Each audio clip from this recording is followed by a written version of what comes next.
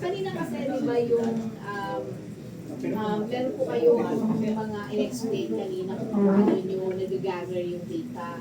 Pero paano nyo po ba generate yung mga questions na ginagamit nyo para dun sa survey ng Family React?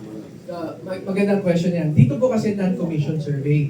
So, nag-desk research lang po kami. Like, yung normal lang naman ngayon eh. Ano ba yung mga key issues? Ano ba yung mga attributes ng kandidato? Based sa current event, sinama na po namin yung epekto ng impeachment. So, research po namin yan. May mga researchers po kami sa team.